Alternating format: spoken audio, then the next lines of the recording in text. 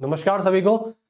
परीक्षा जंक्शन के इस चैनल पे, इस मंच पे, इस संस्था पे आप सभी का हार्दिक स्वागत है। तो पहली बात तो पहली और सबसे इंपॉर्टेंट बात कर लेते हैं इस संस्था को लेकर कि ये संस्था के माध्यम से आप सभी को थिंकर्स के लेक्चर प्राप्त हो रहे हैं और सभी पॉलिटी है, रीजनिंग है, मैथ है, यानी हर तरीके के लेक्चर्स आपको अवेलेबल हो रहे हैं टाइम टू टाइम। और डेली के डेली कोई ना कोई लेक्चर अपलोड जरूर होता है। तो सबसे बड़ी बात मैं आपसे कहना चाह रहा हूं कि इस संस्था के माध्यम से जुड़ना ना भूलें और सभी सोशल मीडिया प्लेटफॉर्म पे आप जा सकते हैं, इंस्टा, लिंक्डइन, फेसबुक। क्योंकि आज स्मार्टफोन हर कोई यूज करता है और स्मार्टफोन में सोशल मीडिया का ना होना एक बहुत बड़ा बेवकूफी हो सकती है। तो मेरा मानना है कि सभी लोग आज सोशल मीडिया प्लेटफॉर्म पर हैं, तो बस जुड़ना ना भूलिए, क्योंकि यहां से आपको जितने भी लेक्चर्स और कंटेंट अवेलेबल आपको हो पा रहा है वो बिल्कुल फ्री ऑफ कॉस्ट है। उसकी कोई भी कीमत यहां से आपसे अदा नहीं की जाएगी। चलिए बात करते हैं इंडियन थिंकर्स की। इंडियन थिंकर्स में हम उन व्यक्तियों के बारे में पढ़ रहे हैं जिसकी प्रतिभाशाली, जिसका सार्वजनिक जीवन और जो एक अच्छा राजनीतिज्ञ रहे, यानी हमारे डॉक्टर भीमराव अंबेडकर, जिनका पूरा नाम है रामजी अंबेडकर। इनके पिताजी का नाम तो रामजी सकपाल था, खैर इनके नाम से इनके पिताजी के नाम को जोड़ा गया। तो डॉक्टर भीमराव अंबेडकर के बारे में हमने कई सारी बातें अब तक पढ़ ली हैं। तो डॉक्टर बी आर अंबेडकर की हमने जब बात पढ़ी तो सबसे पहले हमने उनका जीवन परिचय पढ़ा, उनके बचपन का समय पढ़ा और बचपन से लेकर जब जवानी की बात करी हमने, तो जवानी में जो उनकी एजुकेशन हुई, जब वो युवावस्था में थे, तो उनकी एजुकेशन के बारे में पढ़ा, जो अमेरिका और इंग्लैंड के London of school and economics से उन्होंने पीएचडी की है। तो ये सारी उनके अचीवमेंट्स पढ़े और ये पढ़ने के बाद जब उनका सार्वजनिक जीवन में प्रवेश हुआ, और सार्वजनिक जीवन में प्रवेश होने का मतलब है कि जब उन्होंने दलितों को, एससी यानी शेड्यूल कास्ट और शेड्यूल ट्राइब के लोगों को, उनके साथ हो रहे अत्याचारों को खत्म करने के लिए उनको मानवता के स्तर तक लाना था। और मानवता के स्तर तक लाने का मतलब है कि दलितों का उद्धार करना, और दलितों के उद्धार करने का मतलब है कि उन्हें समानता का अधिकार दिलवाना। तो ये सारी बातें कुल मिलाकर भीमराव अंबेडकर जी के दिमाग और जहन में चल रही थी। जब तक वो इस लक्ष्य की प्राप्ति ना कर लेते तब तक वो चैन से बैठने वाला व्यक्ति नहीं था। तो डॉक्टर बी आर अंबेडकर के बारे में आज और भी कुछ पढ़ने वाले हैं, जो एक भारतीय राजनीतिक विचारक रह चुके हैं, एक समाज सुधारक रह चुके हैं, एक अच्छे राजनीतिज्ञ रह चुके हैं और एक अच्छे न्यायविद रह चुके हैं। चलिए स्टार्ट करते हैं। तो इंडियन थिंकर्स,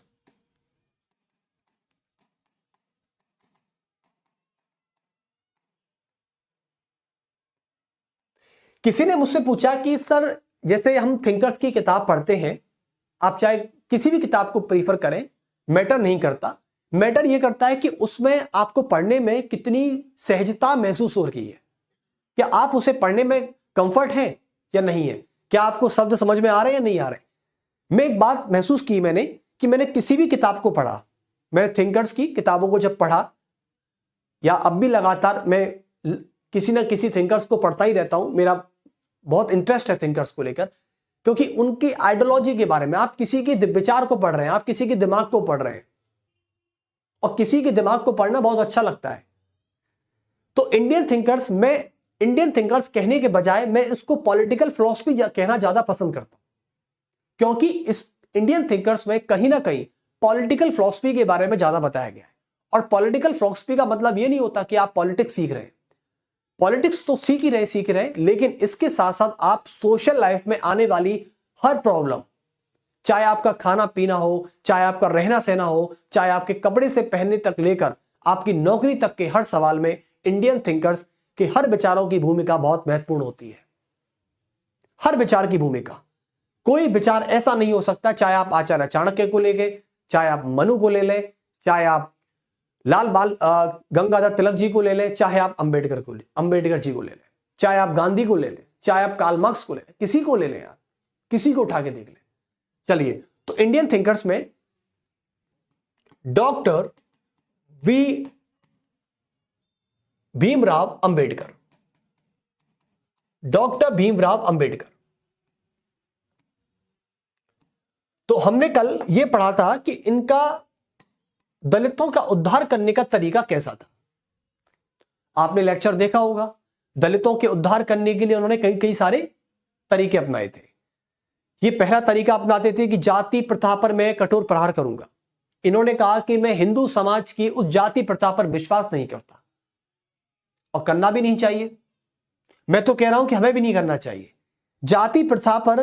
देखो, आज की लड़ाई जाति प्रथा पर नहीं है। और सबसे बड़ी बात है कि यदि जाति इतनी महान होती, मैं डॉक्टर अंबेडकर जी का यहां सपोर्ट करते हुए, और उनका ही नहीं बल्कि एक सोसाइटी का सिटीजनशिप होते हुए मैं ये बात कह रहा हूं कि यदि जाति इतनी महान होती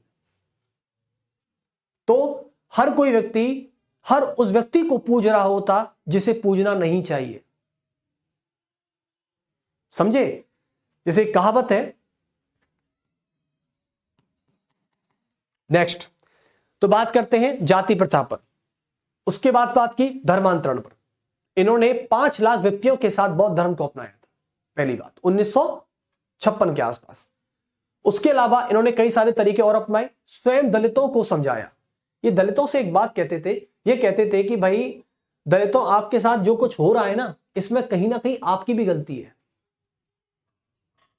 आप जब तक मीट मांस खाना नहीं छोड़ोगे, जब तक आप शराब पीना नहीं छोड़ोगे, जब तक आप साफ सुथरा रहना नहीं स्टार्ट करोगे। और दलितों की महिलाओं से कहा कि जो ऊंचे वर्ग की, ऊंची जाति की महिलाएं जो कपड़े पहनती हैं वो कपड़े पहना करें। आपका पति और आपके पुत्र यदि शराब पीते हैं तो उन्हें घर से भगाकर दंड दिया करें। ऐसी कुछ बातें ये अंबेडकर जी कहते हैं। और अपने बच्चों को स्कूल जाने से मत रोका करें। That's it. धर्मांतरण की बात आई तो धर्मांतरण इन्होंने खुद ही बौद्ध धर्म अपना लिया और 5 लाख दलितों का धर्मांतरण करवा दिया। उसके अलावा पृथक निर्वाचन यानी सेपरेटेड इलेक्टोरेट की बात की। सेकंड राउंड टेबल मीटिंग में जब लंदन में बैठे हुए थे, महात्मा गांधी से इसी बात पर लड़ाई हो गई इनकी। कई सारे हैं। खैर, नेक्स्ट टॉपिक की बात करें तो अब देखिए, अब क्या टॉपिक रह सकता है हमारा। सबसे पहला आज का टॉपिक रहेगा कि भीमराव अंबेडकर का कांग्रेस और गांधी के प्रति जो अप्रोच क्या थी। ये गांधी के बारे में क्या सोचते थे। पहली बात, क्या वाकई में दुश्मन थे गांधी के या दुश्मन नहीं थे। ऐसा भी हो सकता है कि आपके मन में जो शंका बैठी हुई है, आपके मन में जो डाउट बैठा हुआ है कि डॉक्टर बी.आर. अंबेडकर महात्मा गांधी के दुश्मन थे, महात्मा गांधी से नफरत करते थे। मैं ऐसा कुछ नहीं बोल रहा, मैं केवल आपको बता रहा हूं क्या ऐसा है या नहीं है। चलिए इसके बारे में जान लेते हैं। तो सबसे पहला आएगा कि Mahatma Gandhi versus doctor B R. Ambedkar. Mahatma Gandhi versus doctor B R. Ambedkar. दूसरे टॉपिक की बात करेंगे हम, आज ही बात करेंगे। और दूसरा टॉपिक होगा कि अंबेडकर एक उदारवादी विचारधारा वाले व्यक्ति थे। कि अंबेडकर एक उदारवादी थे, लिबरलिज्म पे विश्वास करते थे। उसके अलावा तीसरा क्या पढ़ेंगे कि अंबेडकर और मार्क्सवाद के बारे में पढ़ेंगे। क्या पढ़ेंगे? अंबेडकर और मार्क्सवाद के बारे में पढ़ेंगे। अंबेडकर वर्सेस मार्क्सवाद, इनके बारे में आज थोड़ा थोड़ा जानेंगे। और इसके बाद ये अंबेडकर जी कहीं हद तक फिनिश हो जाएंगे, मतलब finish in the sense chapter finish हो जाएगा। खैर, अंबेडकर जी अब तो नहीं रहे हमारे बीच में, दोनों ही बातें सही हैं हमारी। तो खैर चलिए, सबसे पहले आते हैं महात्मा गांधी और अंबेडकर पर। अब सभी को पता है कि महात्मा गांधी और अंबेडकर की विचारधारा कभी नहीं मिलती थी। और अंबेडकर वर्सेस महात्मा गांधी,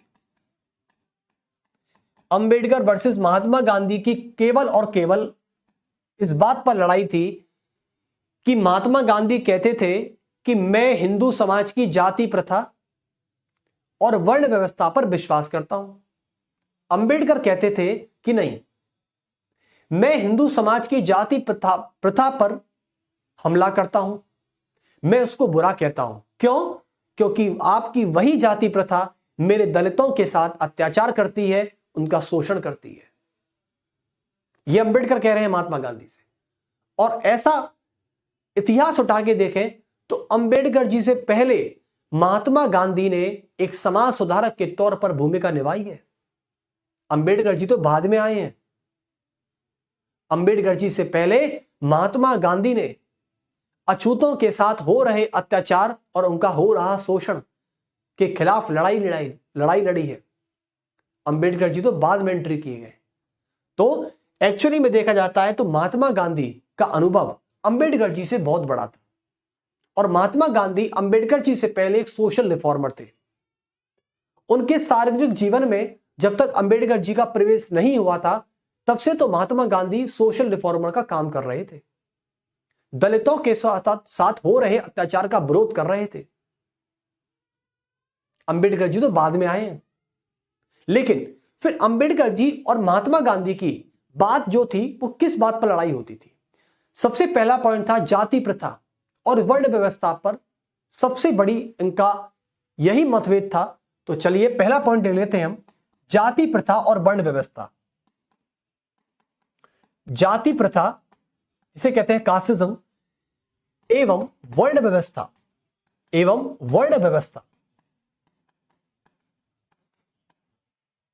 भाई महात्मा गांधी ने दलितों के साथ हो रहे अत्याचार का विरोध हमेशा किया, लेकिन महात्मा गांधी ने कभी भी जाति प्रथा का विरोध इस प्रकार नहीं किया कि वो खत्म हो जाए, वो बनी रहे ये भी। और महात्मा गांधी कहीं ना कहीं अंतर जाति विवाह का समर्थन नहीं करते थे। वो कभी नहीं कहते थे कि अंतर जाति विवाह करो, इंटरकास्ट मैरिज करो। ये बहुत इंटरेस्टिंग बात है। यानी कहने का मतलब यहां से स्पष्ट हो गया है कि महात्मा गांधी अंबेडकर जी से पहले सोशल रिफॉर्मर थे। अंबेडकर जी का सोशल लाइफ में एंट्री नहीं हुआ था, तब से पहले महात्मा गांधी अछूतों के साथ हो रहे अत्याचार का विरोध कर रहे थे। लेकिन महात्मा गांधी को, अंबेडकर जी को महात्मा गांधी से केवल और केवल इतनी समस्या थी, और महात्मा गांधी से नहीं बल्कि सभी सवर्ण वर्ग के हिंदुओं से केवल यही समस्या थी कि जो सवर्ण वर्ग का हिंदू है, ऊंची जाति का है, वो दलितों के साथ हो रहे अत्याचार को लेकर आंदोलन करता ही क्यों है? उसे आंदोलन करने की जरूरत क्या ही है, जिसमें महात्मा गांधी भी शामिल थे। क्योंकि अंबेडकर महात्मा गांधी से एक बात कहते थे, वो कहते थे कि आप तो सवर्ण हैं, आप तो ऊंची जाति के हैं, सवर्ण हैं, तो फिर आपको दलितों के साथ इतनी हमदर्दी क्यों है? पहला कारण। तो चलिए पहला कारण, अब दूसरे कारण पे आ चुके हैं। चलिए पहला कारण दिया मैंने, मतलब ऊपर नीचे हो गया है, डोंट वरी। तो दूसरा क्या हो सकता है कि अंबेडकर ये कहते थे, अंबेडकर का कहना था कि जो सवर्ण हिंदू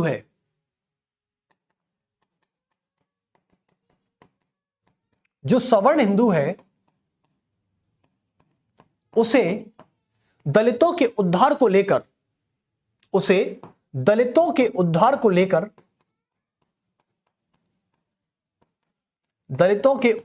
लेकर इतनी हमदर्दी क्यों है?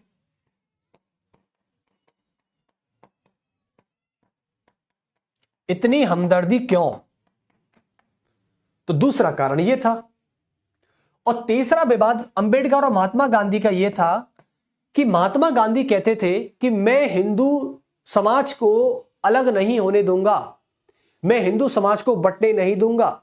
लेकिन अंबेडकर जी ने सेकंड राउंड टेबल मीटिंग में पूना समझौता के दौरान, पूना समझौता यानी 25 सितंबर 1932 को, अनुसूचित जाति यानी दलितों को हिंदू समाज से पृथक करने की बात कही थी, जिसे पृथक निर्वाचन बोलते हैं। और कहा था अंबेडकर ने कि मैं ये प्रस्ताव रखता हूं कि सभी दलितों को उद्धार के लिए उन्हें हिंदू समाज से अलग कर सभी विधानमंडलों में उम्मीदवारी के लिए आरक्षित किया जाए। यह बात कही थी अंबेडकर जी ने पूना पैक्ट के दौरान।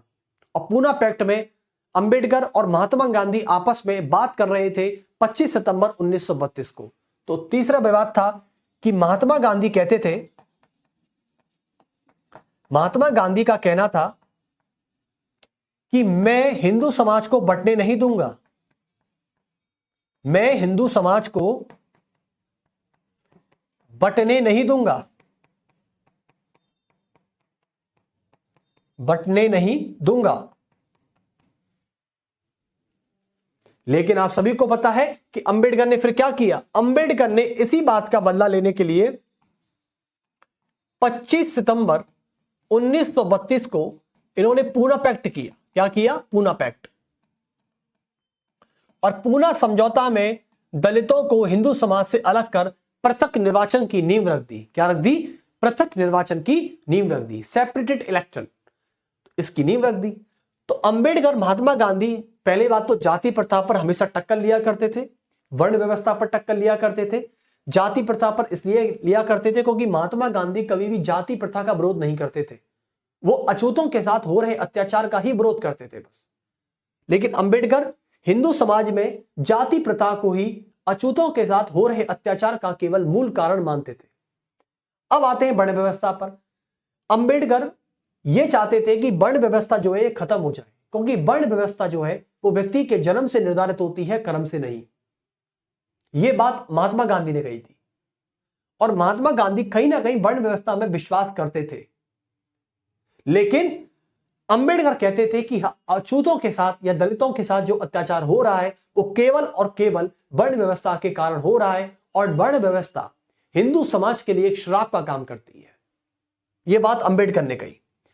महात्मा गांधी को लेकर दूसरा विवाद था कि अंबेडकर का कहना था कि जो सवर्ण हिंदू दलितों के साथ हो रहे अत्याचार को लेकर हमदर्दी जता रहा है, उसे इतनी हमदर्दी क्यों है? तो इसमें महात्मा गांधी भी आते थे। तीसरा विवाद था अनुसूचित जातियों के रूप में दलितों को हिंदू समाज से अलग करने की नीति, जिस पर महात्मा गांधी और अंबेडकर हमेशा ही टक्कर में रहते थे। चलिए, तो महात्मा गांधी और अंबेडकर के बीच में हमेशा वैचारिक मतभेद रहे हैं, राजनीतिक जीवन में और सामाजिक जीवन में। पर्सनल कोई दुश्मनी नहीं थी कि अंबेडकर जी ने गांधी की कोई जमीन दबा ली हो या उनका कोई लूटपाट कर दी हो, ऐसा कुछ नहीं किया था। केवल और केवल इनकी वैचारिक, यानी इसे कहते हैं आइडियोलॉजिकल कॉन्फ्लिक्ट, वैचारिक मतभेद हुआ करते थे इनमें, केवल कोई पुश्तैनी दुश्मनी नहीं थी किसी की। अब बात कर लेते हैं नेक्स्ट। तो दूसरा टॉपिक था क्या डॉक्टर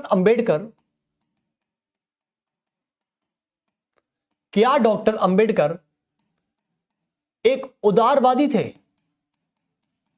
उदारवादी का मतलब आज की भाषा में कहते हैं थोड़ा सा झुका हुआ इंसान, जो मतलब झुककर काम करे, इसे कहते हैं। देखो, जो जितना सर झुकाएगा ऊपर वाला उसका सर उतना ही ऊपर उठा के रखेगा।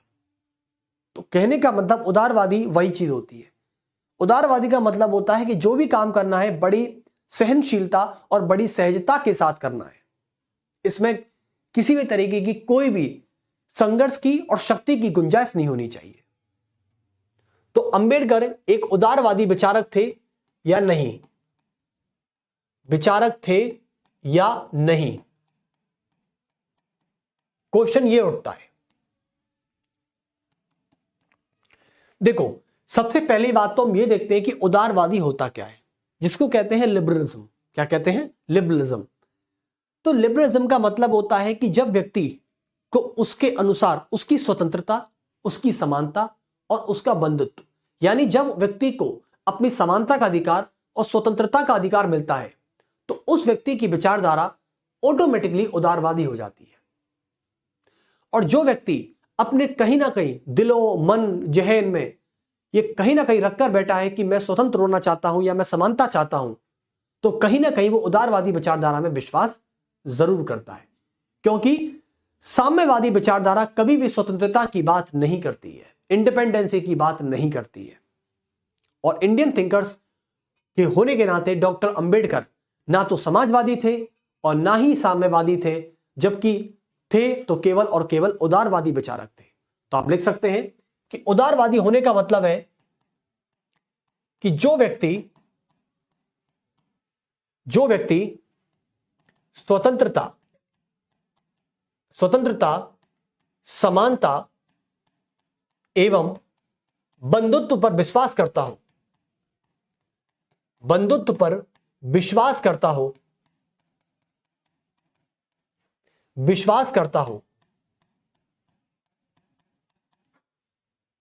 वह उदारवादी विचारधारा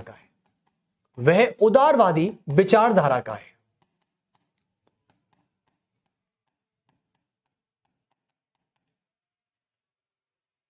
चलिए बहुत बढ़िया। और अंबेडकर जी ने एक कोट भी कहा है, वो शायद किताबों में मिले या ना मिले मुझे नहीं पता, लेकिन अंबेडकर जी उदारवादी विचारक थे। वो केवल और केवल एक उनका कहा हुआ एक बात है, मुझे उनसे पूरी तरह स्पष्ट हो गया है कि अंबेडकर एक उदारवादी विचारक थे। अंबेडकर जी में लिबरलिज्म हमेशा कूट कूट कर भरी हुई थी, और वो केवल और केवल इस बात से जाहिर होती है जब अंबेडकर जी ने बोला था कि, मैं इसको लिख ही देता हूं क्योंकि ये एक अलग से कोट है। अंबेडकर जी कहते हैं कि मुझे वो धर्म बहुत पसंद है, यानी मुझे वो धर्म बहुत पसंद है जो व्यक्ति को स्वतंत्र रहना सिखाता है, समानता में लाना सिखाता है और बंधुत्व को बढ़ाना सिखाता है। कितनी अच्छी बात है। यह शायद किसी किताब में है या नहीं है मुझे नहीं पता, लेकिन अंबेडकर जी ने यह बात कही है कि मुझे वो धर्म बहुत पसंद है, मुझे वर्ण व्यवस्था में आने वाले किसी भी धर्म में कोई दिलचस्पी नहीं है, मुझे वो धर्म बहुत पसंद है जो व्यक्ति को स्वतंत्र रहना सिखाए, समानता स्थापित करना सिखाए और बंधुत्व को बढ़ाना सिखाए। सही है? तो चलिए इस बात को लिख लेते हैं कि डॉक्टर अंबेडकर कहते हैं, डॉक्टर अंबेडकर कहते हैं कि मुझे वो धर्म बहुत पसंद है, मुझे वो धर्म बहुत पसंद है, बहुत पसंद है जो व्यक्ति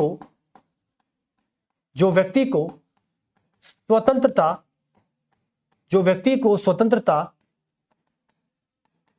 समानता एवं बंधुत्व के बारे में सिखाए,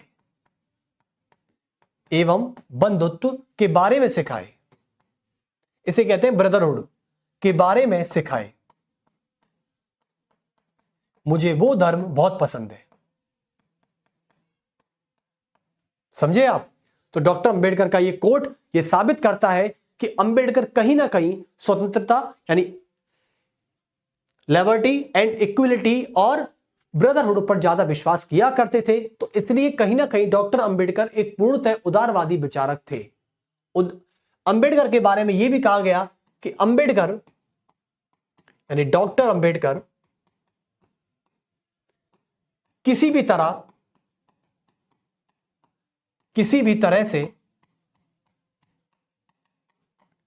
तरह से ना तो साम्यवादी यानी कम्युनिज्म, ना तो साम्यवादी और ना ही समाजवादी विचारक थे,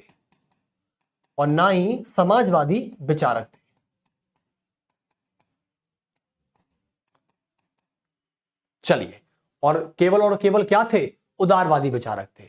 जब अंबेडकर जी की बात मैंने पढ़ी एक बार तो मुझे लगा कि ये एक बार मैं अपने स्टूडेंट्स को जरूर बताऊंगा कि मुझे वो धर्म बहुत पसंद है जो व्यक्ति को स्वतंत्रता, समानता और बंधुत्व को सिखाए, उसके बारे में सिखाए।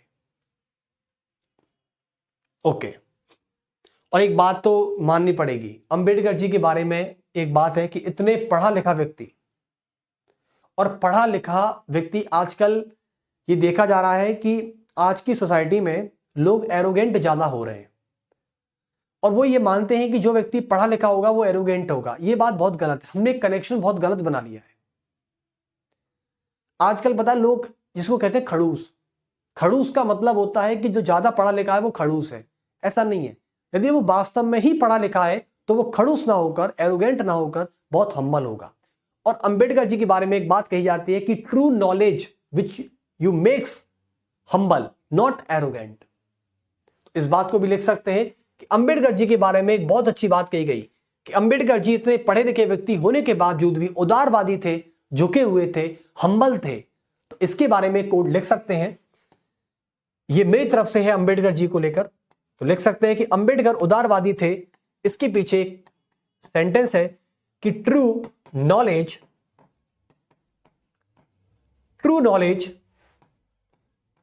which makes you which makes you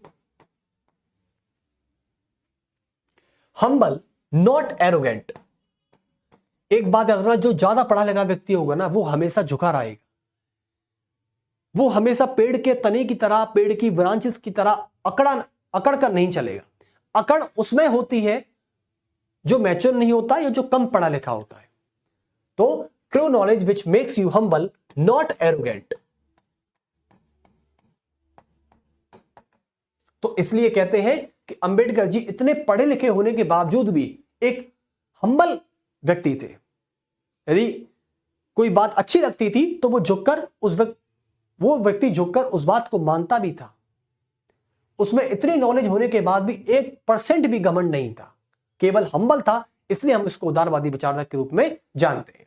चलिए, इस बात को याद रखना, और यह बात अंबेडकर जी के लिए नहीं बल्कि सभी के लिए है कि आपको सच्चा जो ज्ञान होता है और जो हाई नॉलेज और ट्रू नॉलेज जो होती है वो आपको हमेशा हम्बल बनाती है, ना कि एरोगेंट बनाती है। ओके, अब दुनिया कैसी है इस पे मत जाइए। दुनिया तो कुएं में डूब रही है, आप कुएं में थोड़ी डूब जाएंगे भाई। दुनिया तो खाई की तरफ जा रही है, खाई की तरफ नहीं जाना। जो देखो आज के टाइम पे ये है कि जो खाई में जा रहा है उसे रोकिए मत, उसे जाने दीजिए, उसे कहिए कि, और उसे प्रमोट और कीजिए जाने के लिए। जो गलत रास्ते पर जा रहा है उसे रोकिए मत, उसे जाने दीजिए। बस अकल होगी तो लौट के आ जाएगा। खैर, दूसरी बात करते हैं। महात्मा गांधी को लेके हमारे अंबेडकर जी के बीच में जो भेद थे उसके बारे में हमने पढ़ा। दूसरा, हमने एक लिबरलिज्म को लेके पढ़ा कि इनकी लिबरलिज्म आइडियोलॉजिकल बिहेवियर कैसा था अंबेडकर जी का, क्या ये उस बात को कहां तक लागू करते थे। उसके अलावा इनका कार्ल मार्क्स को लेके थोड़ा सा कॉन्फ्लिक्ट होता है। कुछ लोग कहते हैं कि अंबेडकर कार्ल मार्क्स के बहुत करीब था, और कुछ लोग कहते हैं कि अंबेडकर जी कार्ल मार्क्स के थोड़े बहुत दूर थे। कुछ लोग कहते हैं कि इनका संबंध ही नहीं था। अब ये कैसे साबित करेंगे? इसको साबित करने के लिए हमें कुछ बातें तो पता होनी चाहिए कि कार्ल मार्क्स क्या कहता है, अब उस पर अंबेडकर क्या कहते हैं। देखो, इतना बता दूं कि आपको पता है दो ही प्रकार के लोग बहुत ज्यादा, सबसे ज्यादा करीब होते हैं इस दुनिया में। इस दुनिया में दो ही प्रकार के लोग सबसे ज्यादा करीब होते हैं। एक तो मित्र, एक मित्र का दूसरा मित्र, और एक दुश्मन का दूसरा दुश्मन। या तो दो व्यक्तियों के बीच में जब दुश्मनी ज्यादा होती है तब वो करीब होता है, या जब दोनों के बीच में मित्रता ज्यादा गहरी होती है तब वो करीब होता है। बीच का रास्ता नहीं होता। तो या तो आपकी किसी से दुश्मनी है तो आप उसके करीब रहोगे, आप उस पर निगाहें रखोगे कि क्या कर रहा है, कहां जा रहा है, कब आता है, कब जाता है, कैसे काम करता है, कहां काम करता है, अब मेरे खिलाफ कोई साजिश कर रहा है, नहीं कर रहा है। आप उस पर हमेशा अपनी निगाहें बनाए रखोगे। जो आपका मित्र है आप उसके साथ तो रहोगे रहोगे, क्योंकि वो तो आपका मित्र है, वो तो आपका हमदर्द है, आपके सुख दुख में साथ रहता है, बांटता है। तो दो ही प्रकार के लोग सबसे ज्यादा करीब होते हैं। अब अंबेडकर जी और कार्ल मार्क्स भी बहुत ज्यादा करीब थे विचारों से। कैसे करीब थे? क्योंकि अंबेडकर की और कार्ल मार्क्स की विचारधारा में अंतर नहीं बल्कि जमीन और आसमान का अंतर है। जैसे जमीन आसमान नहीं बन सकता और आसमान जमीन नहीं बन सकती, इतना अंतर अंबेडकर जी और कार्ल मार्क्स की विचारधारा में। कैसे? चलिए टॉपिक स्टार्ट कर लेते हैं पहले तो डॉक्टर अंबेडकर एवं कार्ल मार्क्स। अच्छा, कार्ल मार्क्स की फिलॉसफी को या उसकी आइडियोलॉजी को मार्क्सवाद कहा गया। क्या कहा गया? मार्क्सिज्म। तो इसको कहा गया मार्क्सवाद। कार्ल मार्क्स के मार्क्सवाद के बीच विवाद, मार्क्सवाद में अंतर, ऐसे कह दो, में अंतर या के प्रति दृष्टिकोण, या के प्रति दृष्टिकोण।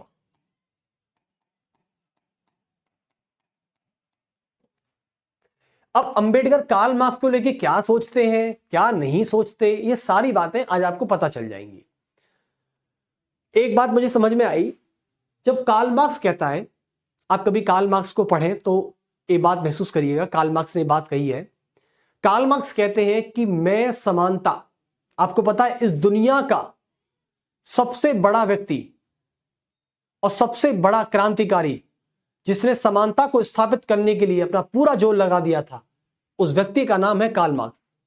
इससे बड़ा कोई हुआ नहीं धुरंधर पैदा जिसने समानता को स्थापित करने में इतना जोर लगा दिया हो, ये वो कार्ल मार्क्स है। तो कार्ल मार्क्स के बारे में जब आप पढ़ें तो बेशक पढ़ें, क्योंकि मार्क्सवाद को पढ़े बिना आप कभी भी अपनी थिंकर्स की पढ़ाई पूरी कर ही नहीं सकते।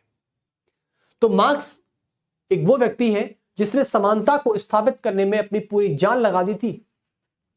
इसके अंदर जो भी था ना पूरा बाहर निकाल दिया इसने अपना, बिल्कुल जितनी भी बुद्धि जितना भी नॉलेज इसके अंदर भरा हुआ था ना, सारा की सारा उड़ेल दिया इसने। तो समानता को स्थापित करने के मामले में इससे बड़ा धुरंधर व्यक्ति कोई नहीं हुआ, कार्ल मार्क्स। अब कार्ल मार्क्स ये कहता है कि समानता को स्थापित करने के लिए मैं लड़ाई लड़ूंगा, मैं संघर्ष करूंगा। यदि कोई मुझे इक्वलिटी नहीं दे रहा है तो मैं गोली मारूंगा, यह बात कहता है कार्ल मार्क्स। क्योंकि गोली मारना, दंगे करना, डंडे चलाना, लड़ाई झगड़ा करना, इनकी बात करता है कार्ल मार्क्स कि यदि मुझे समानता स्थापित करनी है, स्वतंत्रता स्थापित करनी है, तो मैं शक्ति का प्रयोग करूंगा ही करूंगा, बल का प्रयोग करूंगा ही करूंगा। यदि कोई मुझे बराबर का दर्जा नहीं देता है तो मैं सीधे उसको शूट करूंगा, यह बात कहता है कार्ल मार्क्स। लेकिन अंबेडकर एक बात कहते हैं, कार्ल मार्क्स के उस कही हुई बात पर कहते हैं कि हे कार्ल मार्क्स, क्या कहते हैं कि हे कार्ल मार्क्स, तुम यदि किसी भी चीज को शक्ति से प्राप्त करोगे तो वो चीज स्थायी नहीं रहेगी, और शक्ति से प्राप्त की गई कोई भी वस्तु लंबे समय तक स्थायी नहीं होती है। क्योंकि जो वस्तु शक्ति से प्राप्त की जाए उसमें एक डर होता है। क्या होता है? एक डर, एक फियर होता है, और डर की एक आयु होती है और डर की छोटी उम्र होती है। जैसे ही व्यक्ति के अंदर डर खत्म हो जाता है वह चीज भी मिट जाती है। तो यह बात कही अंबेडकर ने। अब कार्ल मार्क्स ठहरा कार्ल मार्क्स ने ना आप देखा ना ताप देखा, उसने सीधे कहा कि मैं तो जैसा हूं वैसा ही हूं। तो इसलिए कहते हैं कि कार्ल मार्क्स की विचारधारा और अंबेडकर की विचारधारा में कहीं ना कहीं जमीन आसमान का बहुत अंतर है। और इस बात को ये बात प्रमाणित करती है कि जहां कार्ल मार्क्स ये कह रहा है, इस बात को लिख लेते हैं ताकि इस बात की अच्छे से पुष्टि हो सकती है। तो क्योंकि कार्ल मार्क्स इस बात पर विश्वास करते थे,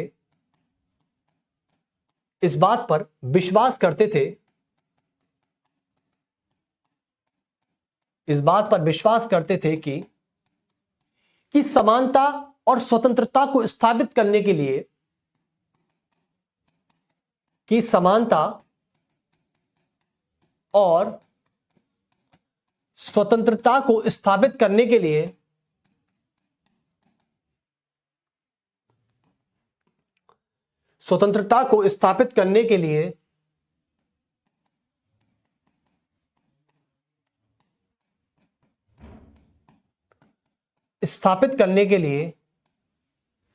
शक्ति का और संघर्ष का प्रयोग करना पड़ता है। शक्ति, संघर्ष और बल और हिंसा का प्रयोग करना पड़ता है।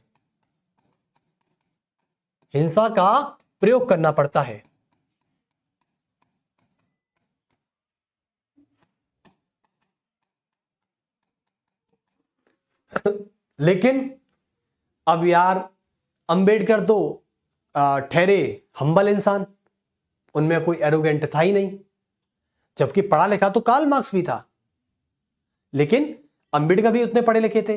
लेकिन बात यह कही गई कि अंबेडकर ठहरे हम्बल इंसान, पढ़े लिखे होने के बावजूद भी उन्हें कोई शक्ति, कोई बल, डंडेबाजी, हिस्सा, बल ये समझ में नहीं आता।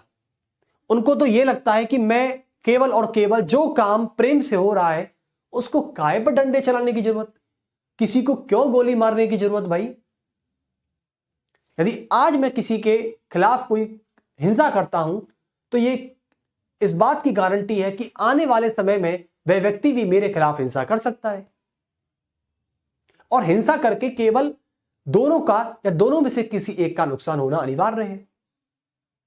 तो अंबेडकर जी ने क्या कहा? अंबेडकर कहते हैं कि कार्ल मार्क्स नहीं, समझिए आप, अंबेडकर का सीधा एक वो आया रीट्वीट, इसे कहते हैं रीट्वीट। आजकल पता है हिंडनबर्ग शटडाउन हो गया है, रीट्वीट।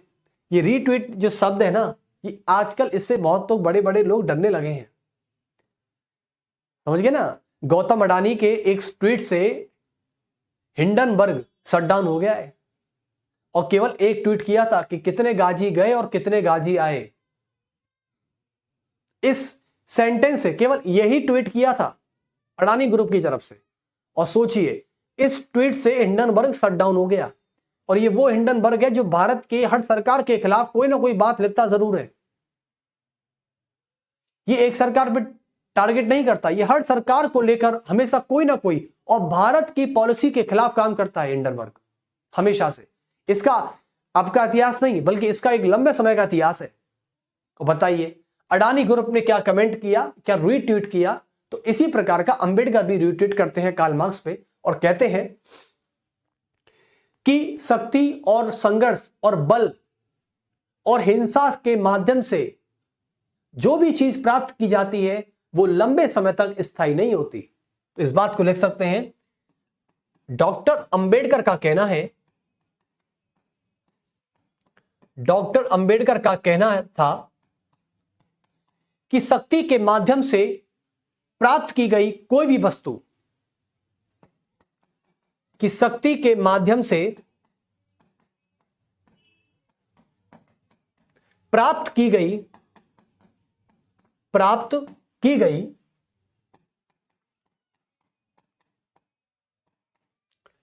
कोई भी वस्तु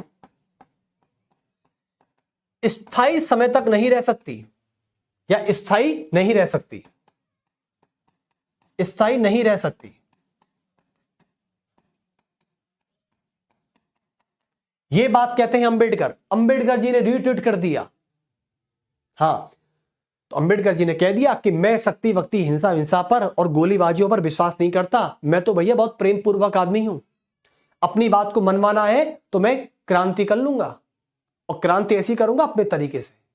तो इसलिए मुझ पे लड़ाई वड़ाई नहीं होती है। चलिए उसके बाद हम बात करते हैं नेक्स्ट। अच्छा, कार्ल मार्क्स को लेके और क्या क्या विचार थे ऐसे, देखिए। तो दूसरा पॉइंट में क्या आता है, कार्ल मार्क्स एक चीज का हमेशा विरोध करता था, उसका मजाक उड़ाता था, उसकी हंसी उड़ाता था, और वही लोकतंत्र उस चीज को हमेशा पूजा करते थे। उसको कहते थे कि मेरा तो सपना है ये कि संविधान में डालूं उसे मैं तो, और कार्ल मार्क्स उस चीज का मजाक उड़ाता था। कार्ल मार्क्स कहता था, कार्ल मार्क्स ने अपने मार्क्सवाद ग्रंथ में यह बात कही है कि मैं लोकतंत्र का यानी डेमोक्रेसी का और पार्लियामेंट के सिस्टम का मजाक उड़ाता हूं। कार्ल मार्क्स ने सीधे सीधे तौर पर अपने मार्क्सवाद में यह कहा है कि मैं संसदीय लोकतंत्र का और संसदीय व्यवस्था का कतई समर्थन नहीं करता हूं, मैं उसका मजाक बनाता हूं। और कई बार कार्ल मार्क्स ने लोकतंत्र के व्यवस्था का और संसदीय व्यवस्था का मजाक उड़ाया भी है। तो पहली बात आती है, दूसरा अंतर इनमें क्या है? दूसरा अंतर है कि कार्ल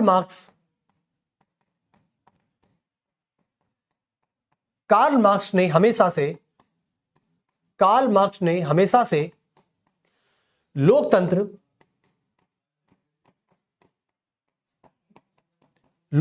एवं